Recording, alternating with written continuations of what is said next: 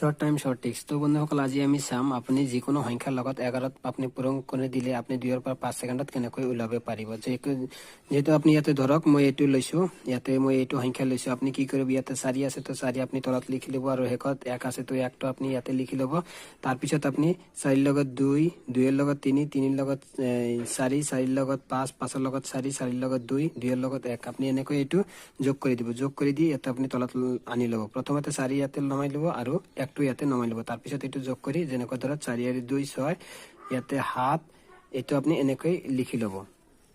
এনেকৈ কৈ আপুনি নমাই লওক। এইটোকৈ হ'ল আপোনাৰ এনসাৰ। আপুনি ক্যালকুলেট মাৰিব পাৰে। আৰু যদি ডাঙৰ সংখ্যা যদি হয় সেইটো কেনেকৈ উলিয়াব লাগে মই এটা ডাঙৰ ভিডিও বনাই দিছো, তাতে আপুনি যাই চাব পাৰে। ডেসক্ৰিপশনত আপুনি পাই যাব, তাতে যাই আপুনি চাব পাৰে যে আপোনাৰ যদি ডাঙৰ সংখ্যা হয় তেনেহলে আপুনি কেনেকৈ উলিয়াব পাৰে। এনেকুৱা আপুনি যিকোনো এটা সংখ্যা লৈ আপুনি মাৰি লওক। এনেকুৱাকৈ এইটো পদ্ধতিত আপুনি এনসাৰ পাই যাব। ক্যালকুলেট মাৰি আপুনি চাব পাৰে। Thank U.